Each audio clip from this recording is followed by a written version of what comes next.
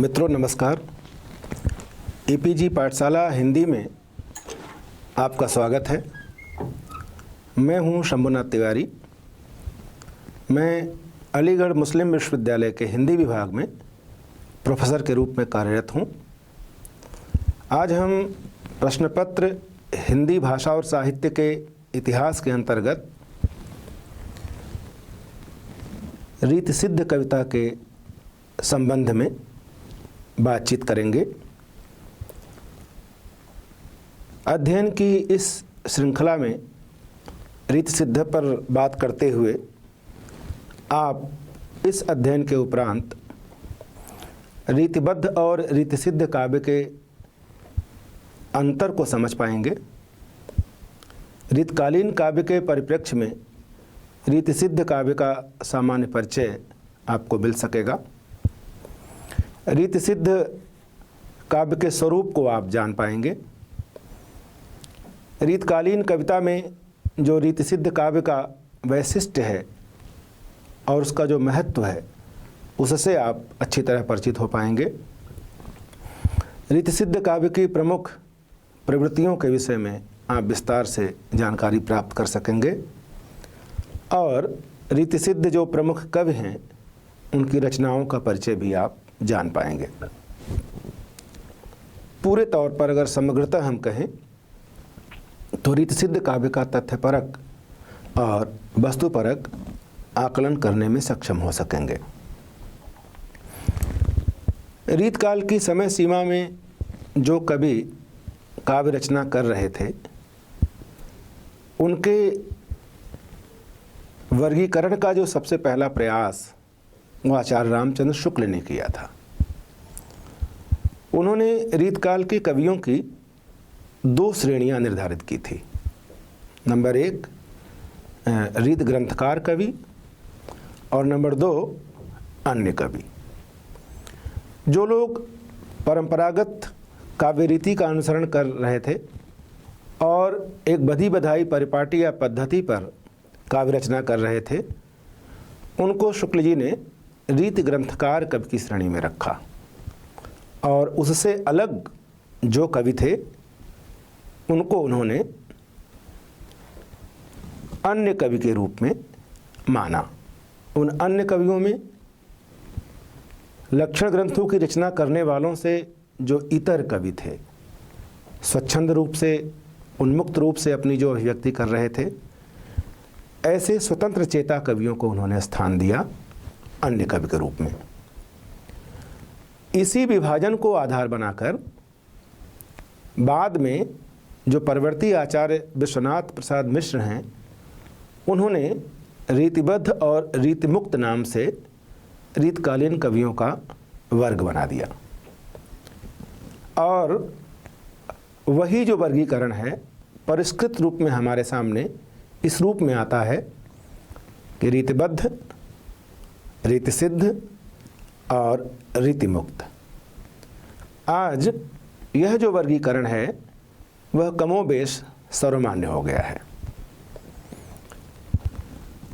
अब अगर ध्यान से देखें तो रीतकाल के ऐसे कवि जिन्होंने किसी तरह के लक्षण ग्रंथों की रचना नहीं की है, कोई लक्षण ग्रंथ नहीं लिखा है, उन्हें रीति सिद्ध काव्यधारा के कवि के रूप में परिगणित करने का आग्रह किया गया है। रीति सिद्ध कहने के पीछे यह भाव है कि भले ही ऐसे कवियों ने कोई लक्षण ग्रंथ नहीं रचा हो लेकिन उनकी जो रचना है वो रीतिबद्धता के सभी गुणों से समन्वित है। दूसरे अर्थों में अगर हम कहें तो उन्होंने काव्य रचना की काव्य रीति को सिद्ध कर लिया था, यानी उसमें काव्य रचना की जो पद्धति है उसमें उन्होंने सिद्धि प्राप्त कर ली थी। काव्यांगों के जो काव्यमय उदाहरण दिए हैं इन कवियों ने, उनको देखकर ऐसा प्रतीत होता है कि उनकी रचना उनकी लेखनी से ढलकर निकलती है और वे काव्यांगों के उत्कृष्ट उदाहरण के रूप में हमारे सामने रखे जा सकते हैं। काव्य रीतियों में सिद्धहस्त होने के कारण, पारंगत होने के कारण उन्होंने रीत ज्ञान का पूरा पूरा उपयोग अपनी काव्य रचनाओं में किया है और वही कवि रीत सिद्ध कवि के रूप में हमारे सामने स्वीकार किए जाते हैं। अब हम आगे विचार करें कि रीत काल में जो रीत सिद्ध काव्य है उसका क्या स्वरूप बनता है। रीतकालीन काव्य के संदर्भ में जब कवियों के वर्गीकरण पर अगर विचार किया जाए तो यह स्पष्ट होगा कि जो रीतिबद्ध यानी कि संस्कृत काव्य शास्त्र की परंपरा में लिखे गए लक्षण ग्रंथों का जो अनुकरण कर रहे थे वे रीतिबद्ध कहलाए, और जो लोग इस तरह का अनुकरण नहीं कर रहे थे काव्य ग्रंथों का, लक्षण काव्य ग्रंथों का, उनको रीति सिद्ध के रूप में रेखांकित किया गया। ये वो कवि हैं जो उदाहरणों को अपनी रचनाओं में बहुत उत्कृष्ट रूप में प्रस्तुत करते हैं।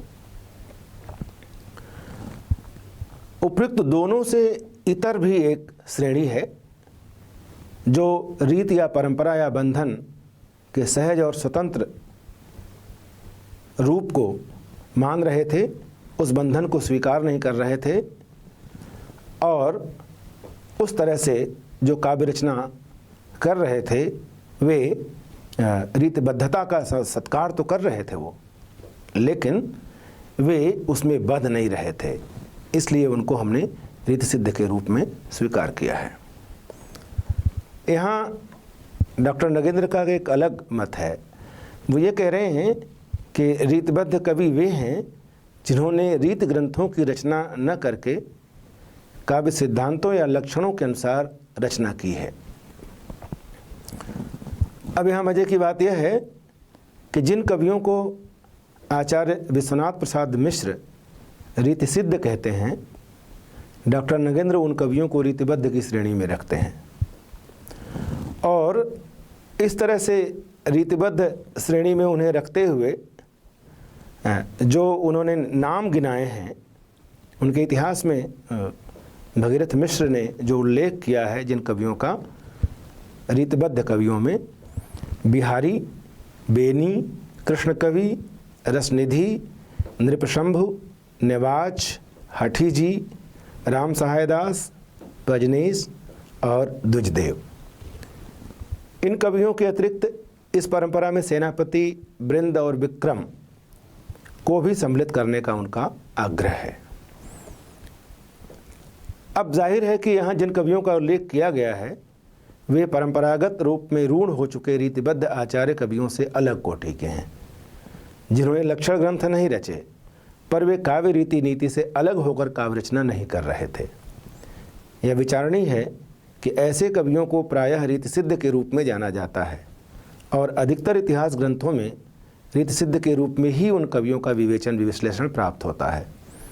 यहाँ रीतिबद्ध आचार्य कवियों से इतर लक्षण ग्रंथों की रचना किए बिना उदाहरण की दृष्टि से बिल्कुल सटीक बैठने वाली काव्य रचना के माध्यम से जो भावाभिव्यक्ति करने वाले कवि हैं उनको रीति सिद्ध की श्रेणी में रखते हुए उनका विवेचन करने का प्रयास किया जाएगा।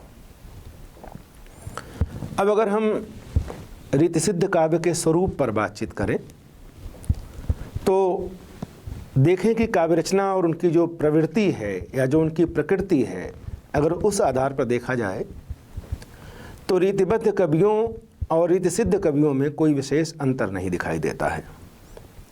अगर कोई अंतर है तो यह है कि जहाँ रीति सिद्ध कवि केवल काव्य रचना में लगे रहे, रीतिबद्ध कवि काव्य रचना के साथ अपने आचार्यत्व का प्रदर्शन भी करते रहे और इस क्रम में उन्होंने लक्षण ग्रंथों की भी रचना की।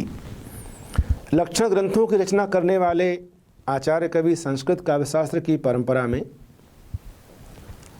अपना काव्य सर्जन करते हुए पांडित्य प्रदर्शन की प्रवृत्ति की ओर अधिक प्रवृत्त हुए और जो काव्यांग विवेचन प्रस्तुत उन्होंने किया, ऐसा करते हुए उनका ध्यान लक्षण ग्रंथों के प्रणयन में ज़्यादा रहा, अधिक रहा। काव्य रचना में भावों की मार्मिक अभिव्यक्ति की दृष्टि से ऐसे कवियों का जो काव्य सर्जन है वो बहुत आश्वस्तिपरक नहीं है। दूसरी ओर ऐसे कवियों का एक वर्ग था जो रीति निरूपक लक्षण ग्रंथों की रचना से अलग रहकर काव्य रचना कर रहा था, पर उनकी रचनाएं काव्य रीत के अंतर्गत प्रस्तुत लक्षणों के उत्कृष्ट उदाहरण हैं।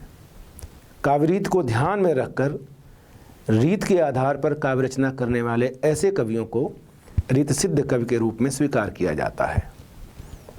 और इस क्रम में आचार्य विश्वनाथ प्रसाद मिश्र ने बहुत विस्तार से इनका वर्गीकरण किया है और जो स्वतंत्र रूप से काव्य रचना करने वाले कवियों से अलग और रीतिबद्धता से भी अलग जिनका काव्य सर्जन हमारे सामने आता है, ऐसे कवियों को उन्होंने रीतिसिद्ध कवि के रूप में स्वीकार किया है। कह सकते हैं कि रीतिसिद्ध कवि वे कवि हैं जिन्होंने रीतिबद्धता की पूरी जानकारी होने के बावजूद रीत निरूपण का प्रयास नहीं किया, पर उनका ध्यान रखते हुए वे भावाव्यक्तिपरक स्वाभाविक काव्य रचना में लगे रहे। यही कारण है कि रीतिबद्धता का सम्यक सम्मान करते हुए भी वे रीतिबद्ध नहीं वरन रीतिसिद्ध कवि के रूप में जाने पहचाने गए। रीतिसिद्ध कवियों की कविता में अगर हम ध्यान दें तो शास्त्रीयता का आधार होने के बावजूद उनमें काव्यत्व की दृष्टि से भाव एवं कलात्मकता का सुंदर समन्वय प्राप्त होता है। और इस तरह के कवियों में बिहारी, बेनी, कृष्ण कवि, रसनिधि, पजनेस आदि का नाम लिया जा सकता है।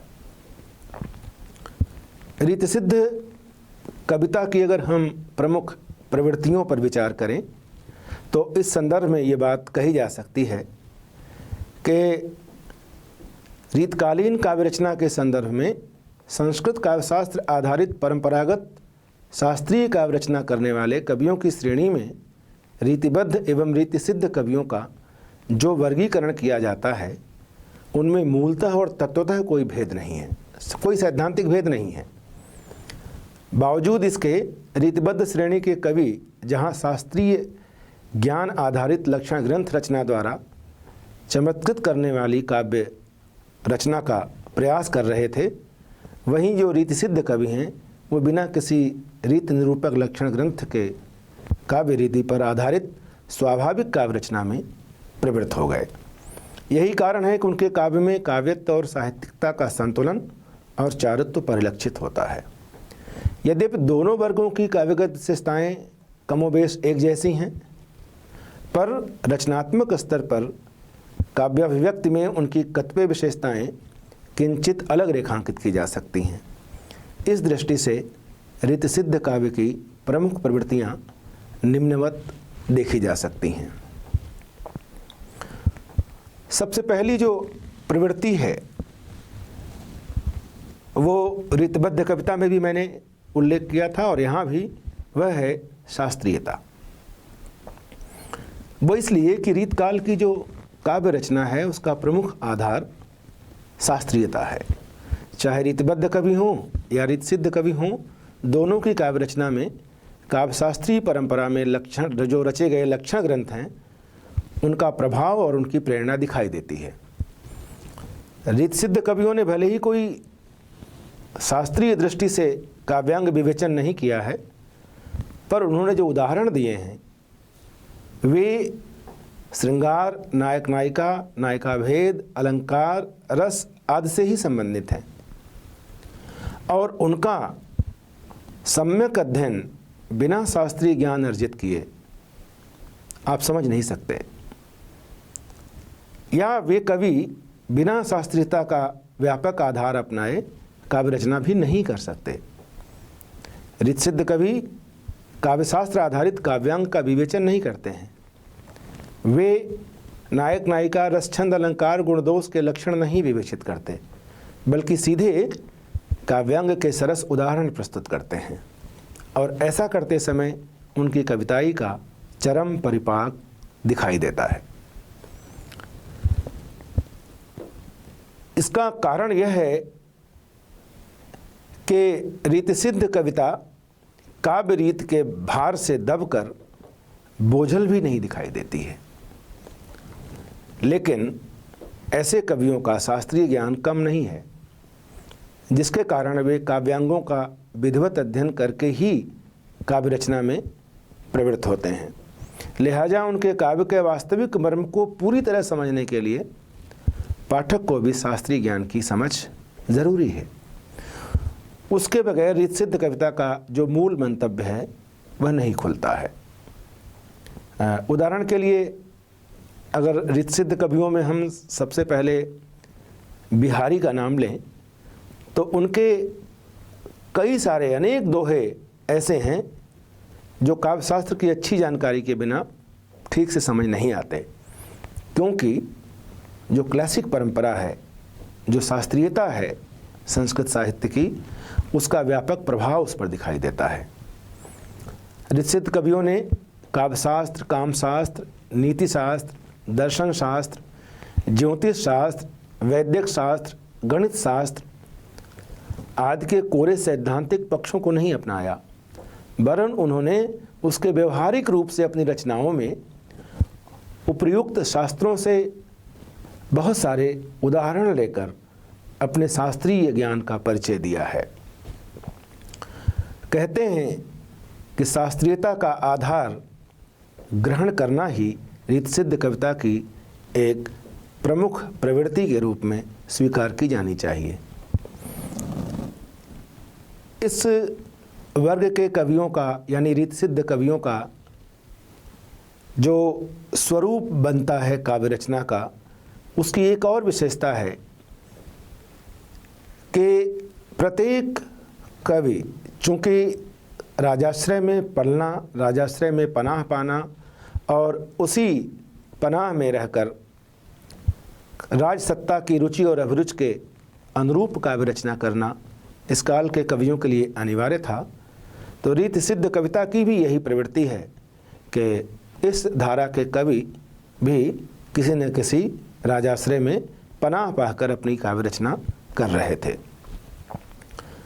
चूँकि यह इस काल की एक प्रमुख प्रवृत्ति रही है, इसलिए कुछ कवियों ने तो इसका उल्लेख भी किया है कि ठाकुर सो कवि भावत मोह जो राजसभा में बड़प्पन पावे। और यह गर्वोक्ति केवल इसलिए की गई है कि अगर वो राजसत्ता का, शासन सत्ता का सहारा नहीं है तो उसको वह महत्व या वह बड़प्पन या वह पदवी नहीं मिल पाती है जो शासन सत्ता का सहारा लिए हुए किसी कवि को मिल सकती है। यानी शासन सत्ता का सहारा उनके लिए बहुत महत्वपूर्ण है।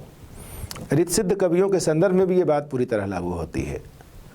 अगर अब इस वर्ग के सबसे बड़े कवि का नाम लें तो वो बिहारी हैं, जिनके राज दरबार से जुड़ने की अनेक कहानियाँ प्रचलित हैं और उनकी कितनी आकांक्षा रही होगी राज दरबार से जुड़ने की कि आप कल्पना कर सकते हैं कि जयपुर के राजा जय सिंह के दरबार में पहुंचकर उन्होंने जो एक दोहा भेजा था राजमहल में, जो बहुत प्रसिद्ध है उनका दोहा, अन्योक्तिपरक दोहा माना जाता है, जो इस रूप में रेखांकित है कि न ही पराग न ही मधुर मधु न ही विकास ए काल, अली कली ही सो बध्यों आगे कौन हवाल।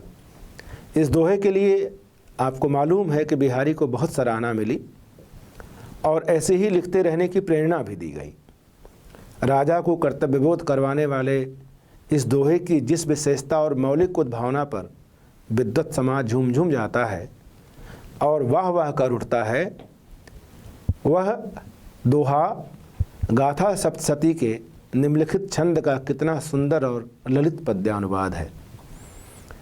ईशत कोश विकासम यावन्न मापनोति मालती कलिका, मकरंद पान लोलुप मधुकर किम तावदमेव मर्दयसी। मालती कलिका का मकरंद कोश अभी अल्प विकसित है, वह जब तक विकास को नहीं प्राप्त हो जाता तब तक क्या मकरंद पान लोलुप मधुकर उसे अभी से मसल डालेगा। मिलाइए इन दोनों दोहे और इस छंद को मिलाइए, अद्भुत समानता, बल्कि मैं तो ये कहता हूँ कि पूरा का पूरा ये अनुवाद है।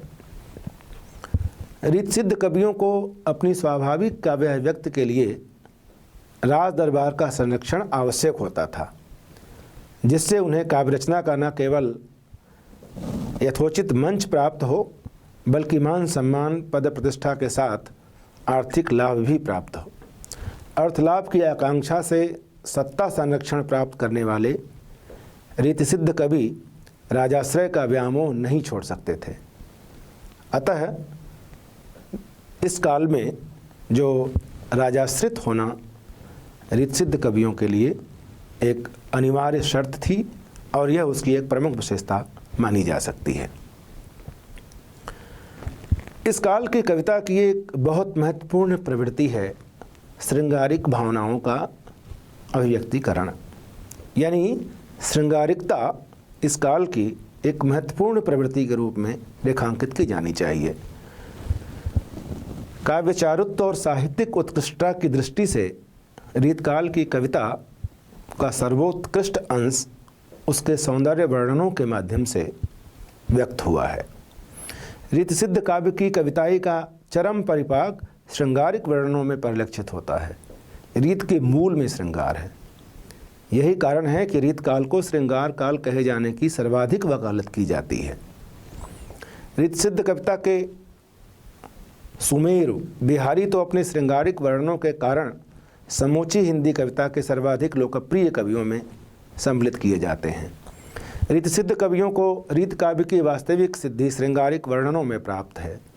उन्होंने श्रृंगार के दोनों पक्षों के चमत्कारपूर्ण वर्णन करने में पर्याप्त सफलता पाई है। उनके श्रृंगार वर्णनों में गृहस्थ जीवन से संपृक्त श्रृंगार की समस्त भंगिमाएं विद्यमान हैं। रीतसिद्ध कवि बिहारी के काव्य में संयोग श्रृंगार के बहुत सहज और स्वाभाविक चित्र भी मिलते हैं। यद्यपि वियोग श्रृंगार के वर्णन में वे इतने सहज और स्वाभाविक कम प्रतीत होते हैं। कहा जा सकता है कि श्रृंगार के समस्त अंग उपांगों के सरस वर्णन रीतसिद्ध कवियों ने बहुत स्वच्छंद और उन्मुक्त भाव से किए हैं। इसलिए स्वाभाविक है कि श्रृंगारिकता से हटकर रीतसिद्ध कविता की कल्पना नहीं की जा सकती। इस काल के कवियों की एक और प्रमुख विशेषता सौंदर्य चित्रण की रही है। सौंदर्य चित्रण में इस काल के रीतसिद्ध कवियों की जो पारखी दृष्टि है उसका बहुत सूक्ष्म पर्यवेक्षण करती है। श्रृंगार की मूल भावना से प्रेरित अनुप्राणित इन कवियों के सौंदर्य चित्रण के केंद्र में नारी है, जिसके रूप सौंदर्य के विविध वर्णी चित्र उनके काव्य में बहुत व्यापक रूप में दिखाई देते हैं। नारी के आंतरिक सौंदर्य की ओर इन कवियों की दृष्टि भले ही कम गई हो, पर उसके बाह्य सौंदर्य के चित्रण में रीतसिद्ध कवियों को महारत हासिल है। नायिका के नक्शिक वर्णन में उसके हाव भाव के साथ उसकी स्वाभाविक चेष्टाओं के सौंदर्य चित्र उभारने में बिहारी जैसे रीतसिद्ध कवि का वर्णन कौशल शिखर पर दिखाई देता है। एक उदाहरण देना प्रासंगिक होगा। अंग अंग नग जग मगत दीप सिखासी देह, दिया बढ़ाए हूँ रहे बढ़ो ज्योरो गेह। दाम्पत्य प्रेम की परिधि में आने वाले सौंदर्य चित्रण में रीतसिद्ध कवियों की दृष्टि नायिका के एक एक अंग पर पड़ी है, जिसके सौंदर्य को उभारने में उन्होंने अपने काव्य कौशल का चमत्कारपूर्ण परिचय दिया है। सौंदर्य चित्रण की दृष्टि से रीतसिद्ध कवि भले ही बाह्य सौंदर्य पर अधिक रिझे हैं, पर सर्वत्र ऐसा नहीं है। उनमें कहीं कहीं आभ्यंतर के सौंदर्य को भी परखने की चेष्टा दिखाई देती है। नायिका के अभ्यंतर में झांकते हुए एक मर्यादित सौंदर्य चित्र का उदाहरण द्रष्टव्य है कि पिय के ध्यान गही गही रही वही वै नारी, आपु आपु ही आरसी लख रिझत रिझवारी। स्वाभाविक रूप से सौंदर्य का चित्रण प्रस्तुत करना रीतसिद्ध कविता की एक बहुत स्वाभाविक और प्रमुख प्रवृत्ति कही जानी चाहिए। रीतसिद्ध कवियों ने भक्ति और नीति विषयक रचनाएं भी प्रस्तुत की हैं, और हालांकि उनकी दृष्टि नारी और उसके सौंदर्य जैसे विषयों की ओर बहुत अधिक प्रमुख रूप से उठी है, लेकिन बावजूद इसके उनमें भक्ति और नीतिपरक काव्य रचने के प्रति भी आकर्षण कम नहीं दिखाई देता। यही कारण है कि भक्ति और नीति विषयक बहुत सी कविताएं रीतसिद्ध कवियों की लेखनी से निकली हैं। हाँ, हालांकि अधिकतर रचनाएं न तो राधिका कन्हाई के सुमरन को बहानों हैं इस वाली तर्ज पर रची गई हैं, लेकिन बावजूद इसके अनेक कविताएं उनके भक्ति विषयक भावनाओं का उद्गार हैं। श्रृंगार चूँकि प्रमुख है, इसलिए भक्ति भी की कविताओं में भी इस तरह की श्रृंगार परकता दिखाई देती है। रीतसिद्ध कवि बिहारी की काव्य रचना में भक्ति के अनेक उत्कृष्ट दोहे भी दिखाई देते हैं, जिनमें उनकी भक्ति भावना विषयक भावनाएं बहुत गहराई से व्यक्त हुई हैं। इस तरह से भक्ति भाव एक प्रमुख विशेषता के रूप में रेखांकित की जानी चाहिए इस काल के कवियों के लिए। रीतिबद्ध कवियों की तरह ही रीतसिद्ध कवियों ने भी प्रकृति के उद्दीपक रूप को बहुत व्यापक रूप से देखा है। उनकी रुचि भी स्वतंत्र काव्य चित्रण में प्रकृति के स्वतंत्र रूप से चित्रित करने में नहीं रही है, बल्कि जहाँ कहीं भी प्रकृति उनकी कविताओं में व्यक्त हुई है वो श्रृंगार के उद्दीपक के रूप में ही सामने आई है। रीतसिद्ध कविता में सबसे अधिक बहुत अधिक व्यापक वर्णन करने वाले प्रकृति का सेनापति जैसे कवि की कविताएं भी प्रकृति वर्णनों में श्रृंगार के उद्दीपक रूप को ज़्यादा अधिक प्रकट करती हैं। स्वतंत्र रूप से प्रकृति वर्णन इस काल में बहुत कम दिखाई देता है। ऐसे ही पद्माकर की रचनाओं में भी प्रकृति बहुत भरी हुई है, लेकिन उसका रूप भी उद्दीपक रूप में ही आया है, उसकी भूमिका भी सहायक होकर उद्दीपक के रूप में है। रीतसिद्ध कवि बिहारी की रचनाओं में भी प्रकृति अपने उद्दीपक रूप में विद्यमान है। हालांकि कहीं कहीं बिहारी ने प्रकृति का बहुत मोहक और मादक रूप प्रस्तुत किया है जो बहुत प्रभावित करता है, पर वह भी श्रृंगार का उद्दीपक रूप है। एक उदाहरण देना मैं आवश्यक समझता हूँ, जहाँ बसंत ऋतु में मदमाते मंद पवन के प्रवाहित होने का अप्रतिम चित्र अंकित है। रनित भृंग घंटावली झरत दान मधुनीर, मंद मंद आवत चल्यों कुंजर कुंज समीर। इस दोहे को आप देखें तो अद्भुत शब्द संयोजन, अनुपमेय नाद सौंदर्य, अपने स्वाभाविक रूपक, कलात्मक अभिव्यक्ति और काव्यात्मक उत्कर्ष में उक्त रचना का काव्य वैशिष्ट कालिदास के मेघदूत में प्रस्फुटित मंदम मंदम नुदति पवनश्चानुकूलो यथा त्वाम का अनायास स्मरण करवा देता है। रीतसिद्ध कविता में प्रकृति के ऐसे विविध चित्र उपलब्ध हो जाएंगे, पर वे श्रृंगार से पृथक अपना कोई स्वतंत्र अस्तित्व नहीं रखते। बावजूद इसके रीतसिद्ध कवियों का जो ध्यान है वो प्रकृति चित्रों की ओर गया है। इस काल की जो एक प्रमुख विशेषता है वह मुक्तक काव्य प्रणयन की है। रीतसिद्ध कवियों की अधिकतर जो रचनाएं हैं वो मुक्तकों के माध्यम से व्यक्त हुई हैं और उनकी काव्य रचना मुक्तक के ही अनुकूल है। अपेक्षाकृत छोटे आकार के छंदों के माध्यम से भावों की जैसी अभिव्यक्ति हो सकती है वह बड़े छंदों के माध्यम से नहीं हो सकती। इसलिए श्रृंगार और श्रृंगार से इतर अभिव्यक्ति रीतसिद्ध कवियों ने मुक्तकों के माध्यम से की है और अपेक्षाकृत छोटे छंदों जैसे दोहा, सोरठा, सवैया, कवित्त आदि को उन्होंने उपयुक्त माना है और स्वीकार किया है। इन्हीं छंदों के माध्यम से रीतसिद्ध कवियों ने अपनी काव्याभिव्यक्ति की है। छोटे छंदों के माध्यम से जो कलात्मक प्रस्तुति है वो बहुत प्रभावी ढंग से हो जाती है। चूँकि उसका कलेवर लघु होता है, सीमित होता है, इसलिए उसकी जो प्रभावोत्पादक क्षमता है वो बहुत बढ़ जाती है। जैसे उर्दू के दो पंक्तियों के शेर, जब उनका कंट्राडिक्शन हमारे सामने आता है, तगज़्ज़ुल, तो हमें बहुत प्रभावित करता है। इसी तरह से रीतसिद्ध कवियों ने भी अपनी काव्याभिव्यक्त के लिए अपेक्षाकृत छोटे छंदों को स्वीकार किया है। और सबसे बड़े जो रीतसिद्ध कवियों में बिहारी हैं, उन्होंने तो उर्दू के शेरों के समानांतर ही कह सकते हैं कि दो पंक्ति के दोहे को बहुत प्रभावी रूप से प्रस्तुत किया है। अलंकार प्रियता को इस काल की एक और प्रमुख प्रवृत्ति के रूप में रेखांकित किया जाना चाहिए। अलंकारों की विशेष महत्ता के कारण ही कुछ विद्वानों ने इस काल को अलंकार के नाम पर अलंकृत काल कहे जाने का आग्रह किया था, जिनमें मिश्र बंधु का नाम सर्वोपरि है। चाहे रीतिबद्ध कवि हों या रीतसिद्ध कवि, सभी ने अलंकारों के महत्व को स्वीकार किया है। रीतसिद्ध कविता अगर काव्य कला की कसौटी पर कसी हुई कलात्मक प्रस्तुति है तो उस कलात्मक प्रस्तुति में सर्वाधिक योगदान अलंकार का भी है। और बिहारी की कविता में जो अपने बहुत ही सर्वोत्कृष्ट रूप में यह कलात्मकता दिखाई देती है और इसी कारण से उनको रीतकाल का सबसे बड़ा सर्वोपर कवि माना जाता है। और इस दृष्टि से बिहारी अपने काव्य में अलंकार प्रयोग के लिए सिद्धहस्त माने जाते हैं। उनकी कविता में बाह्य चमत्कार का जो बार बार उल्लेख किया जाता है वह उनकी अलंकार प्रियता के कारण ही है। कविता कलेवर में कलात्मक साज सज्जा अलंकार के बगैर संभव नहीं।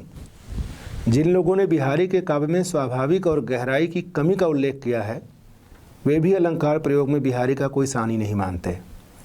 अलंकार ने बिहारी को रीतकाल का सर्वोत्तम कलाकार बना दिया है, जिसके लिए ग्रियर्सन जैसा आलोचक उनकी प्रशंसा करता है। अलंकार के बहुत कौशलपूर्ण प्रयोग ने बिहारी की कविता को कलात्मक अभिव्यक्ति के चरम शिखर पर प्रतिष्ठापित किया है, जिसकी प्रशंसा सभी आलोचकों ने की है। भगीरथ मिश्र का तो यहाँ तक कहना है कि हिंदी के कला प्रधान कवियों में बिहारी सर्वश्रेष्ठ हैं। कहा जा सकता है कि अलंकार रीतसिद्ध कविता का प्राण तत्व है, जिसके बिना उस पर वह सजीवता कदाचित नहीं रह जाएगी जिसके लिए वह जानी जाती है। स्वाभाविक रूप से यह सारी की सारी कलात्मक अभिव्यक्ति जिस माध्यम से व्यक्त होती है वह है ब्रज भाषा। तो ब्रज भाषा का जो सर्वाधिक ललित रूप है वो रीतकाल में दिखाई देता है और उसकी जैसी उन्नति इस काल में हुई है वैसी अन्य किसी काल में नहीं। श्रृंगारिक अभिव्यक्ति के लिए ब्रजभाषा की जो कोमल प्रवृत्ति है वो बहुत उपयुक्त और स्वाभाविक मानी गई है। इस दृष्टि से ब्रजभाषा का सबसे ललित प्रयोग रीतकाल में हुआ है। सही अर्थों में अगर कहा जाए तो ब्रजभाषा की चरम उन्नति का काल रीतकाल है। रीतसिद्ध कवियों ने ब्रजभाषा का जैसा कलात्मक रूप प्रस्तुत किया है वह उनकी काव्यरचना की बहुत सहज और स्वाभाविक प्रवृत्ति कही जा सकती है। ब्रजभाषा का सबसे कलात्मक और मोहक रूप रीतसिद्ध कवि बिहारी की कविता में अपने बहुत उत्कृष्ट रूप में दृष्टिगत होता है। यद्यपि यह भी कहा जाता है कि बिहारी ने अनेक शब्दों को तोड़ा और मरोड़ा है, यह आरोप भी उन पर लगता है। बावजूद इसके भाषा का जितना मुग्धकारी और विस्मयकारी चमत्कारिक प्रयोग बिहारी ने किया है उतना अन्य किसी कवि ने नहीं। इसलिए ब्रजभाषा की सफल अभिव्यंजना की दृष्टि से रीतसिद्ध कविता बहुत प्रभावित करती है और इसलिए यह इसकी एक बहुत प्रमुख विशेषता के रूप में रेखांकित की जानी चाहिए।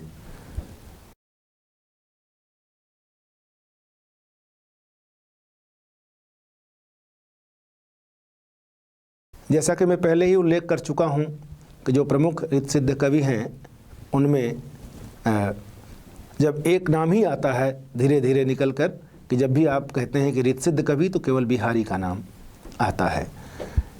लेकिन बिहारी के अतिरिक्त भी कुछ अन्य कवियों का भी, जैसे ही भक्ति काल का उल्लेख करेंगे आप कृष्ण काव्य कहेंगे तो सूर का नाम याद आता है, तुलसी काव्य कहेंगे तो तुलसीदास का नाम आता है राम काव्य में, ऐसे ही निर्गुण संत काव्य परंपरा कहेंगे तो कबीर का नाम याद आता है। उसी तरह से जब हम रीतकाल कहते हैं या रीतसिद्ध कवि कहते हैं तो उसमें बिहारी का नाम सबसे पहले आता है। लेकिन इसी कारण से बिहारी के नाम से एक अलग श्रेणी बना दी गई जिसको हमने रीतसिद्ध के रूप में जाना है। कई बार एमए स्तरीय कक्षाओं में विद्यार्थियों से जब बात की जाती है कि रीतसिद्ध कवि का नाम बताओ तो बिहारी के अलावा उन्हें और कोई नाम याद नहीं रहता। लेकिन बिहारी के अतिरिक्त जिन कवियों का उल्लेख इस वर्ग में किया जा सकता है उसमें पृथ्वी सिंह रसनिधि नाम से जो मौजूद हैं, रतन हजारा उनकी बहुत प्रसिद्ध रचना है, नृपशंभु का नाम उल्लेख किया जाता है, कृष्ण कवि का हठी जी, बेनी वाजपेयी, राम सहाय दास का नाम इस दृष्टि से उल्लेखनीय है, पजनेस और दुजदेव जैसे कवियों का नाम इस श्रेणी में रखा जा सकता है। अगर ध्यान से देखें अपनी सारी बातों को, अगर हम सूत्रवत रूप में प्रस्तुत करें तो रीत सिद्ध काव्य रीतकालीन कविता के उस अंतर्गत उस काव्य का प्रतिनिधित्व करता है जो चमत्कारिक काव्याव्यक्ति के माध्यम से काव्यत्व और कला का उत्कृष्ट रूप हमारे सामने लाता है। हालांकि रीत सिद्ध और रीतबद्ध काव्य की मूल प्रवृत्ति में कोई विशेष अंतर नहीं रेखांकित किया जा सकता, फिर भी रीत सिद्ध काव्य काव्यचारुत्व और भावों की कलात्मक अभिव्यक्ति की दृष्टि से कुछ अलग भावभूमि पर दिखाई देता है। जहाँ काव्य का बाह्य कलेवर तो चमत्कृत करता ही है, काव्य में भाव और कला पक्ष के संतुलन की दृष्टि से भी उसका स्वरूप रीतबद्ध काव्य से पृथक कहा जा सकता है। रीत सिद्ध कविता में काव्यत्व के अनुरक्षण और साहित्यिकता के संरक्षण की दृष्टि से भी उसे एक अलग भावभूमि पर रखा जा सकता है। लक्षणों में न उलझकर मात्र उदाहरणों की उत्कृष्ट प्रस्तुति के कारण रीत सिद्ध कवि भाव और कला के समन्वय की दृष्टि से रीतकालीन कवियों में अलग मूल्यांकन की अपेक्षा रखते हैं। निसंदेह कलात्मक अभिव्यक्ति की दृष्टि से रीत सिद्ध काव्य हमें न केवल आकृष्ट और प्रभावित करता है, वरन प्रायः वाह वाह कहने के लिए बाध्य भी करता है। यह रीत सिद्ध काव्य की सर्वोपरि उपलब्धि कही जा सकती है।